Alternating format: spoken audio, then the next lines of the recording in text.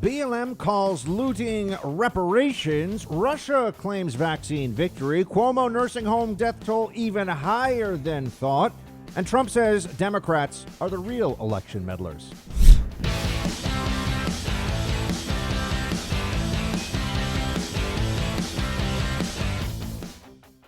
Welcome, everybody, to the Buck Sexton Show, the Freedom Hut, the one place where we can all speak the truth, where it all makes sense, where we get to hang out, and the world feels just a little bit better. Thank you so much for being here. Make sure that you send us your thoughts throughout the week. teambuck@iheartmedia.com. If you want to email, facebook.com/Buck Sexton if you want to send us that way. Or on Instagram, just send a message to Buck Sexton. Producer Mark loves getting all the messages. Let's get right to it. There was a series of looting over the weekend. And here was a big problem that the libs at the left had. Usually, they will say that the looting has nothing to do with the real and respectable and important movement of BLM. All right, this is what we're often told. This is the storyline that is shared with us. But there's a problem with that. Because often what happens is that there has been, this is for the last few months, a BLM protest. And then that protest, at least a portion of it, is either cover for the looting or some group of individuals within that protest engages in looting, but the one goes with the other. Starts to feel a little bit like a 1-2 punch, a symbiotic relationship of sorts. You get the protest, then you get the looting. Now, it doesn't happen always, obviously, but it happens with some frequency. And over the weekend, we saw this again in Chicago. You had a protest over the illegal police shooting, the murder of a teenage black male, and turned out it wasn't what they said it was. The guy was 20. He shot at cops. He was shot. He was not killed. He was taken to the hospital. And it is yet to be the case that Democrats want police officers or demand that police officers get fired at and not return fire. Right? Democrats have not yet taken that position. With tasers, yes. With actual firearms, maybe they think that way, but they haven't yet been willing to come out and say, no, cops, you should get shot at and you can't actually return fire. So it was a hoax. It was a hoax, murder by cop. It didn't actually happen. And yet it led to a protest. No one in the protest, it seemed, cared very much that what they were protesting didn't even happen. And then there was looting. So you had BLM, Black Lives Matter protest for a thing that doesn't happen. And then that leads to looting. What is the lesson that we're supposed to take from all of this? Well, it reminds me of the lesson we take from Joe Biden over the weekend, pandering to the African-American community in this country by saying that Michael Brown's life was taken from him, and we need to remember about systemic racism. Michael Brown attacked a police officer and was killed by that police officer in the defense of himself.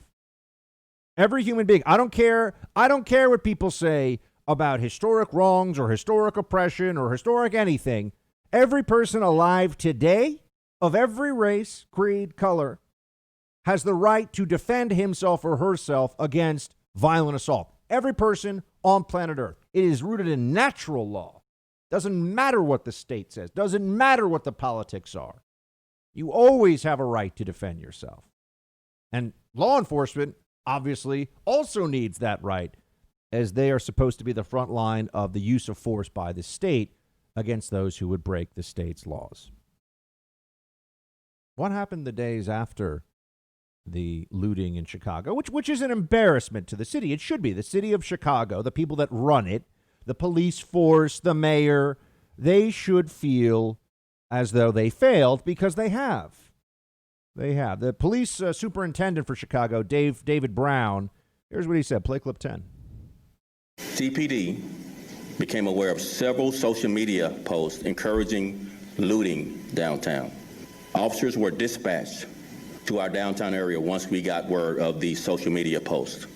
400 officers were dispatched to our downtown.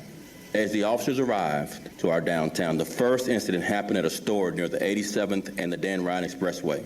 Soon, car caravans were headed into the loop. This was not an organized protest. Rather, this was an incident of pure criminality.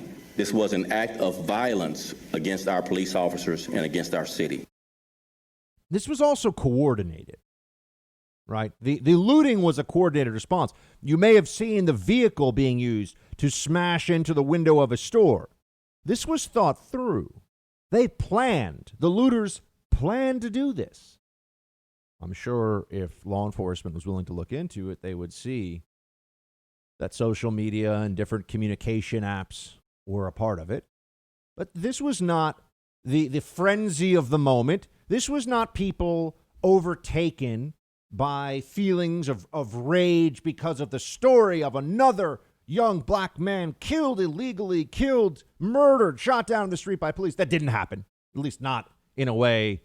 Look, I don't get sad when someone shoots at cops and that person is shot. I don't feel any outrage. I have no problem with the state. I have no problem with law enforcement for that. In fact, it's something that we should all say is what needs to happen. It is the just outcome. If a criminal fires a gun at police officers and the police shoot that criminal in response, that is justice. Now we have to start getting to the heart of the matter. That is a just outcome. It's regrettable, right? We don't want anyone to have to suffer the use of force at the hands of the state. It would be preferable if we never had any such incident, of course.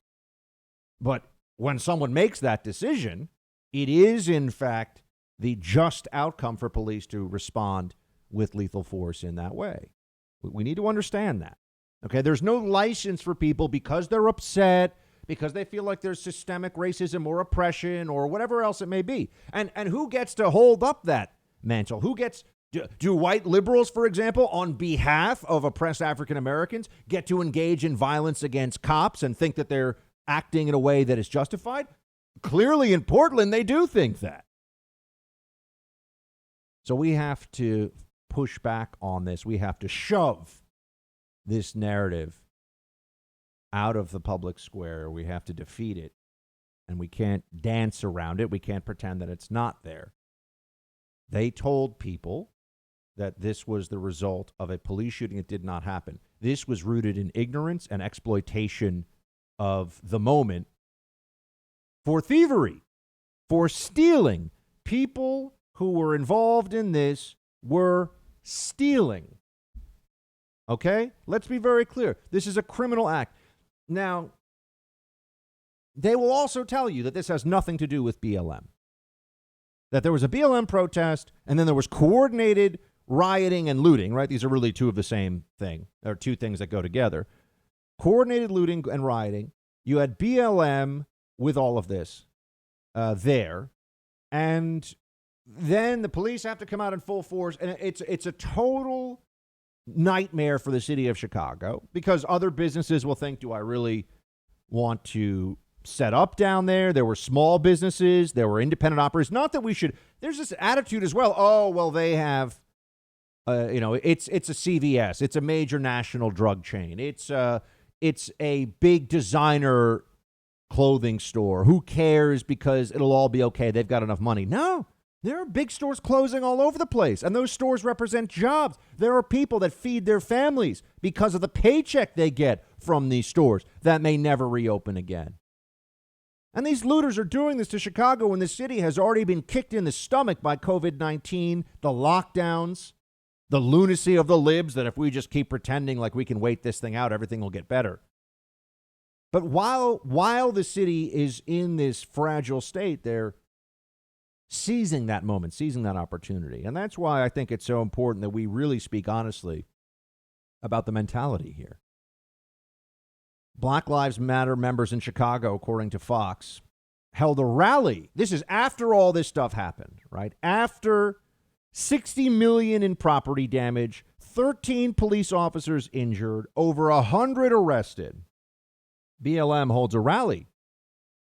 Official organizers of BLM. Now they'll say, oh, there's no such thing. No, there are people that are tied into the movement. The movement is getting money, lots of it. It has corporate America bowing to it. Now it is responsible. The same way the Republican Party is responsible for whatever some, state assemblyman says and who knows what state. and that, oh, it's true of all. No. If you're part of the group, we get to criticize the group for what somebody who's a part of it says or does. That's the way this works. A BLM organizer, not just a protester, a person there, said about the massive theft and destruction, quote, that is reparations. Anything they wanted to take, they can take it because these businesses have insurance. Oh, you mean exactly what I've told you is the mentality that some members of the BLM movement are willing to say out loud. That historical oppression and injustice, inequity, not inequality, we'll talk about that, inequity in society justifies this kind of behavior. The organizer went on, quote, I don't care if someone decides to loot a Gucci or a Macy's or a Nike store because that makes sure that person eats, said Ariel Atkins, a BLM organizer. That makes sure that person has clothes. So are we still going to hear, oh, no, the media will pretend that this didn't happen. Right? They'll try to move on to something else as fast as possible because what they don't want the American people to see is that the BLM movement, which I have been telling you has made everything worse for everyone, has rotten principles at its core. Right? It's not just that the slogan Black Lives Matter, as we know. That's intended to put people on defense. Every person who is moral, decent, ethical agrees that Black Lives Matter. In fact, it's offensive to think that anyone has to be reminded of this or has to say it in order to believe it. Of course we believe it. I do, you do. The movement is entirely separate from that very basic belief. The movement is a bunch of Marxists who want to destroy the nuclear family. The movement is concerned with the acquisition and utilization of power under a radical Marxist umbrella that uses as the tip of its spear racial separation, racial identity politics, and likes to pull us apart at the seams. BLM increasingly, and if you pay attention to what the movement does and how its members speak about it, BLM increasingly wants there to be a different set of laws, a different application of justice, depending on what your skin color is in this country. This is already occurring with things like affirmative action, which are clearly legal mandates, legal changes based upon skin color. We know this already happens. This exists with diversity training and corporate hiring. But now they want to expand that even further. Now it has to be a redistribution of the goods of society, a redistribution of the wealth. And remember, wealth comes from labor. Labor is time and effort. When people are taking property from you, it's like they are seizing hours of your life from you. It's like they are taking away time from your life. There's a reason why it's immoral. You often hear, well, property destruction is not violence. Really? Any lib who says that in the media should run an experiment. How would they feel if someone came by their home while they were inside it and people just smashed all their windows with baseball bats and destroyed everything in their home? Would they feel violated, or would they say, it's just property? It's just property. My friends, they are kicking at the load-bearing walls of our civilization and laughing as they do it. And the cowards, the abject cowards in our own media go along with it at every step of the way. They excuse it. They encourage it. They lie to you about it. Looting in Chicago, according to BLM, is like a form of reparations. Gee, if we're going to go down that pathway, what else is acceptable? What other double standards in law in society should exist based upon skin color to advantage some at the expense of others? As a matter of law, BLM doesn't want to answer that one. And you know who else doesn't? Joe Biden and the Democrats, who are just now realizing they don't really have control of this movement, and it has become a liability for them. So they're going to have to lie about it, suppress it, push it aside, distance themselves. The media is going to be working so hard to pretend that the excesses of this movement that are very apparent to all of us don't bring down Biden's hopes this fall, because the whole game here all along has been to pretend the Democrat Party isn't the party of BLM and Antifa and defund the police and abolish ICE, but really we all know they are. And they can try to run from it. They can try to hide from it. They can try to lie about it. But we are on to them. I can't believe we're losing our home that we didn't even sell.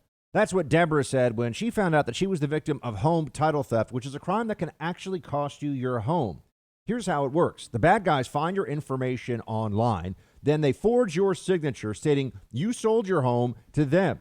You often won't even find out about this until the eviction notice arrives. Look, the FBI is warning more and more Americans about this because it's a crime that's on the rise. But the usual identity theft services don't protect you. You have to take action now with Home Title Lock. Home Title Lock creates a virtual barrier around your home's title. This is exactly what you need to protect yourself from a situation Deborah found herself in. Go to HomeTitleLock.com and use promo code BUCK for 30 free days of protection. Again, that's HomeTitleLock.com, promo code BUCK. You can also check to see if you're already a victim of this crime and don't even know it. Make sure you use promo code BUCK at HomeTitleLock.com.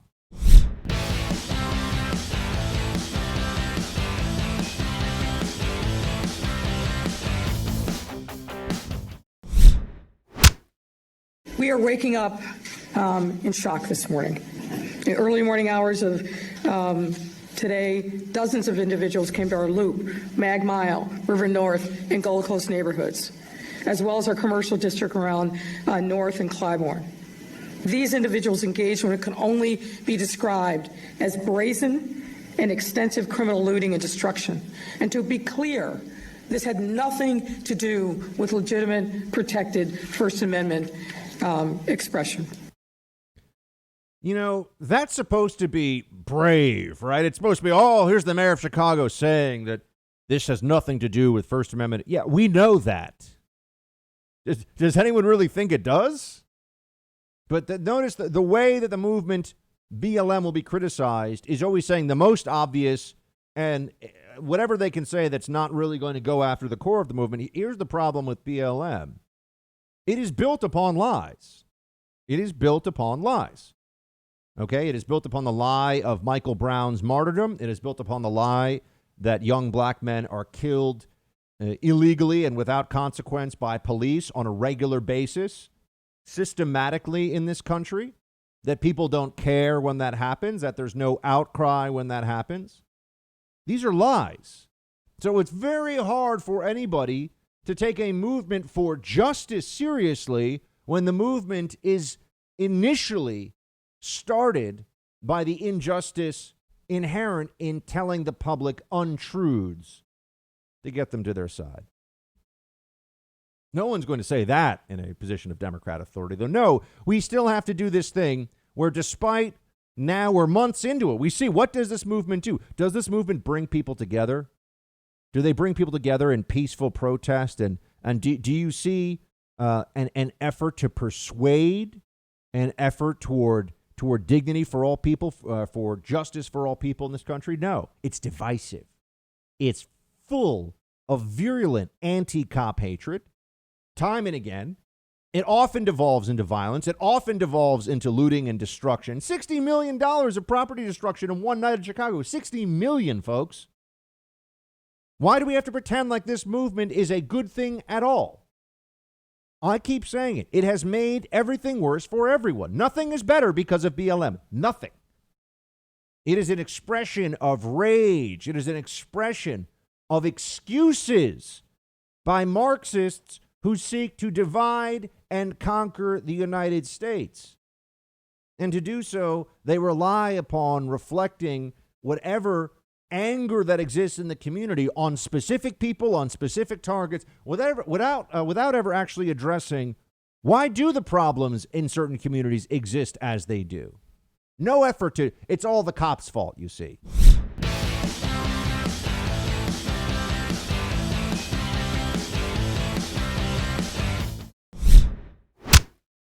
It almost sounds as though you're saying this is the reason we have it is because the courts and the prosecutors were not doing their job, that they were going too easy on the looters from the last time around. Am I Don't understanding take you? it from me. Just go by what's been done. I'm just asking I don't you, want is to do that your what job you're for you, saying? but just go by what's been done. There were no consequences for the people arrested. Greg, let's be clear. I mean, and don't bait us, okay? No, I was asked to ask this Do not bait us. Do not bait us. This is a serious situation. People are concerned about their safety. Officers are concerned about their safety. So don't bait us. What we're saying is, as a result of what happened last night, there have to be consequences. We've got teams of people that are aggressively out there identifying the people responsible, looking at the plates, and we're going to bring them to justice. But when we do, and we do make those arrests, our expectation is that this is going to be treated with the level of seriousness that it should be, period. Don't try to bait us, mischaracterize, pit one against the other. We're not playing that. We are in a serious situation here, and we need a serious response. That's what we're saying, period. Mayor of Chicago's in. Don't bait us. This is so serious. This is not a time for games. The reporter's question seemed very legitimate to me. He's asking about prosecutors and judges. We keep hearing this in New York, too. I know this is one of the Democrats' favorite talking points now as their cities smolder in ruin, right? They say, oh, well, it's because the courts aren't operating because of COVID. Really? The courts are preventing police from being able to do their jobs effectively in these cities? No. What prevents police from doing their jobs in New York, in Chicago, in name a city going through a crime wave, in Minneapolis, is that Democrat politicians have promised the mob that the cops are on a short leash now. The cops are on notice that even a good faith error in trying to deal with violent, resisting arrest suspects, even a good faith error could result not just in loss of job, but loss of freedom. In the case of Atlanta, perhaps even the threat that the state will put a needle in the arm of a law enforcement officer defending himself. That has a real effect. That has real ramifications all across the country. Ramifications that the BLM movement wanted, demanded. Defund police. We have gotten to a place where we see what happens when people turn on law enforcement. And don't get any of these lib morons out there. They love to come in with, oh, they haven't defunded the cops yet. Yeah, the whole point isn't just that they're saying they want to defund them, and they have actually defunded them in some places. It is the messaging of defund police. It is the messaging of de Blasio and Lightfoot and name another mayor of a major city, of Wheeler in Portland, taking every opportunity to pander to the angry mob, to pander to the Democrat Biden voters who think the rules don't apply to them because they're so upset. I'm so upset right now. You know who else is upset? The people who showed up to stores that they worked in, that they called places of business, that allowed them to pay their bills, that allowed them to feel pride when they returned home to see their wife or husband and kids. Another day doing the right thing, another day bringing home a paycheck, making sure that you all have food on the table, rent is paid, health care. The pride, the dignity of that's being stolen from people by these looters who destroy businesses that won't open now for weeks, perhaps ever again. It's not just the theft of the property. It's the theft of peace of mind. It's the theft of dignity, of decency that occurs. That's why the state has to enforce these laws. That's why there must be punishment for these things. And now we're told by Mayor Lightfoot, oh, we have teams working on this. We're going to hold people to account. This is where the progressive prosecutor project that I've told you about also comes into play.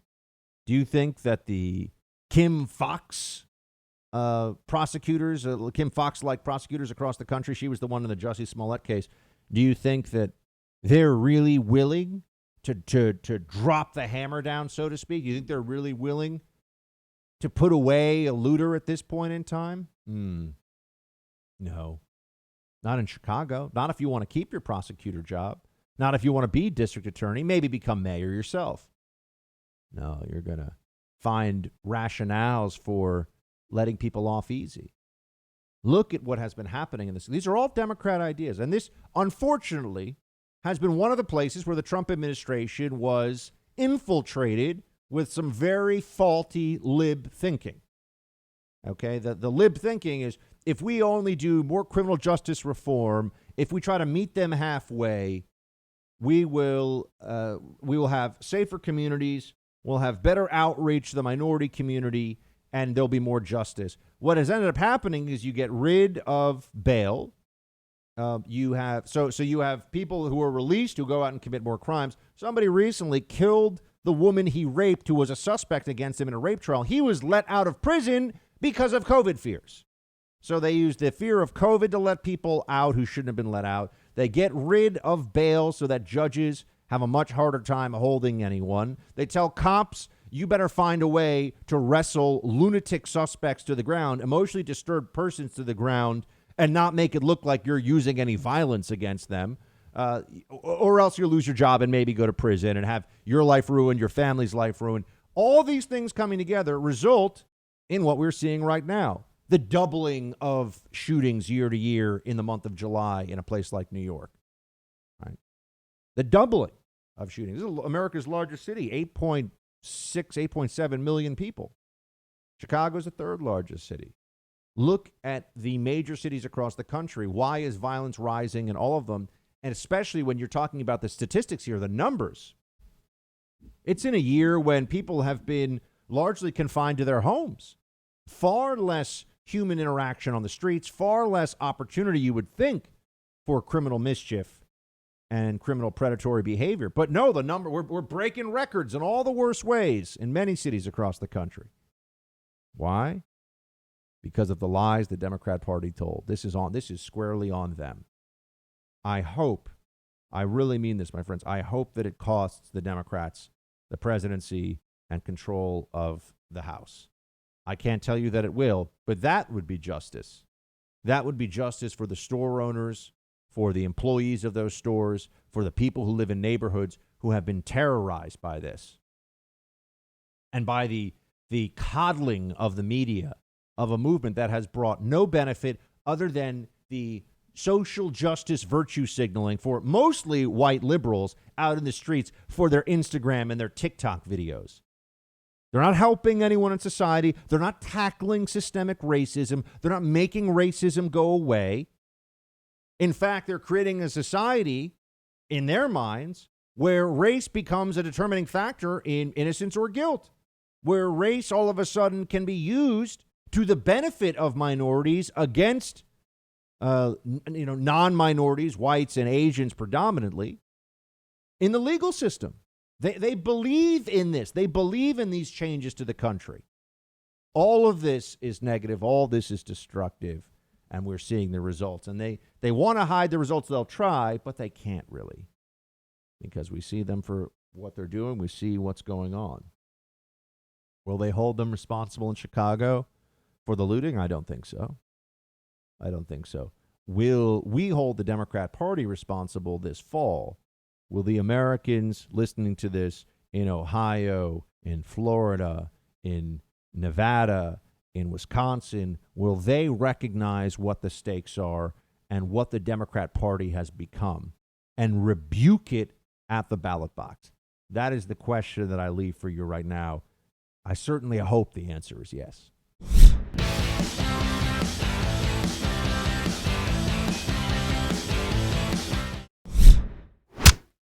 Russia claims to have a vaccine for coronavirus. We'll see if this is true. Look, this would be a huge breakthrough if it works. It's pretty impressive if the Russians, with an economy that is a fraction the size of the U.S. economy, if the Russians are truly able to have been able to do this. Now, part of this obviously is going to be that the Russian government is more willing to tolerate risk from a thing like this. They have not done the big trial of about 30,000 people, which is underway right now in the U.S. for large-scale data sets in order to test effectiveness and safety of this. But the Russians, I guess they're deciding, look, we're pretty sure that this is effective. It is based along similar technology. It's not like they're telling you to rub some dirt on it or something, right? I mean, they're basing this along similar technology or similar research and science, I should say, that's being used in other places. And they are all. Putin says that one of his daughters has already taken it. And I always tell you that there is a test here. There's a test here where do as people do themselves when it comes to medicine, not as they tell others to do, right? I mean, you can trust somebody.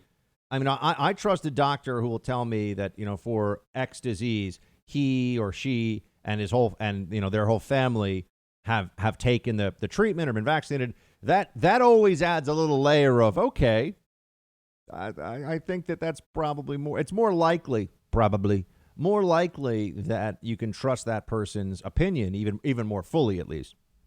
So we have a Russian vaccine that's out there. I don't know how they're going to tie this into Russia collusion, but maybe just give it time. You'll probably see somebody on the left, a journo, who comes out with some version of, they'll say something along the lines of Russia is trying to help Trump by rushing out a vaccine. You're going to see it.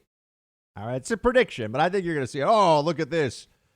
Putin, Trump's best buddy, going out there trying to help Trump win election because there is a little bit of a sense today. I can feel it in the news cycle. You can sense it that the market's gotten up. The Dow is up above, I think, 20. I think producer Mark was at 27,000, 28,000 today. The Dow is up a bunch this week.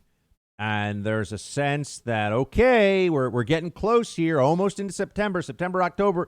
We really should have a vaccine based on the trials we're seeing here in this country this year, which it means within a few months. So it's starting to feel like the end of this is near. And that's a great thing for America, for the whole world, if that's true. I don't want, look, one of the most important lessons I've learned in life, do not celebrate early. You don't celebrating early is psychologically catastrophic. It also forces you to make often very bad decisions because once you've already said, oh, great, look, I win.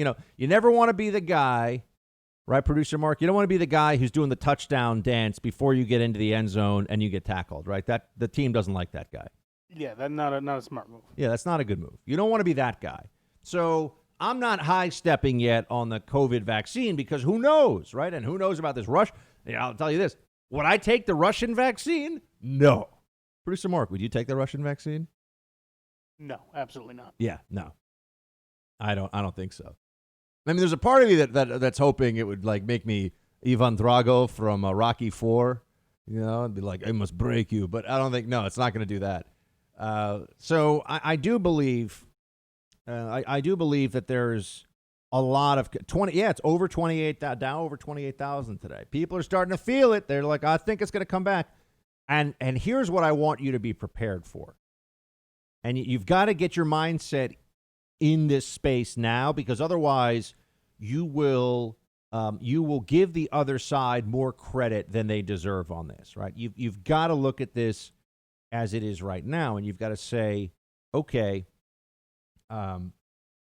they're going to be rooting against a vaccine for widespread usage. The libs are going to say, no, let's hold off. They don't want vaccination to start and a big surge of optimism and economic activity to flourish over the next 60 days. And that's a hard thing to hear because, we have so many libs out there, wear a mask, all this stuff. Oh, my gosh. They're always in panic about this. You're outside walking by yourself, no more than 20 yards. Why aren't you wearing a mask? Because I'm not crazy? I don't know.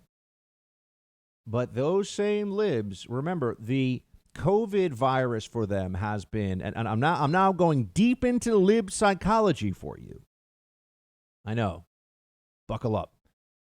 The COVID pandemic for the liberal mindset in America has been the realization for them, has been for them, it has proven them right in their minds that Trump is a disaster of unparalleled proportions, a threat to the republic. And so what they are most upset about, ultimately, is that Trump has been president during this, and they blame him for all of it. Even though it has hit the whole world, even though there are so many countries that on a per capita basis have had more fatalities than the U.S. has, they still view this as essentially it's like a catharsis of anti-Trumpism, this whole process of going through this virus. They are expunging or expelling all their anti-Trump rage during this virus period. And the only thing that they're looking forward to with all of this right now is that Trump will lose the election because of the virus. Can you imagine psychologically where they will be if after this virus, which they blame Trump for, they say he's shown no leadership and he's been horrible. If after all that he wins re-election, they will think that this is a president who has gotten away with, 150,000 murders. I mean, that's crazy. I know that's absolutely textbook insane, but they will believe that. A lot of them believe that. And they've already convinced themselves for years that Trump is a Russian asset, which was also stupid and insane. Now they're going to think that the president has gotten away with mass murder during the pandemic. And, he's the worst person ever. I was watching the show Succession, and the main character, who's sort of like the head of Fox News, Ailes, that's kind of based off of, it's a fictional show, but there's rough approximations with characters. And the guy's brother, who's a huge lib, has this whole monologue about how the head of the conservative news network has killed more people than Hitler because of climate change denialism. And it's absurd, but that's a mentality that actually exists. People are going to think that Donald Trump, they're going into the Democrats, libs, think that he's responsible for the COVID death toll. He personally is responsible. And so whatever they have to do to hold him responsible, making sure he loses, they think is justified.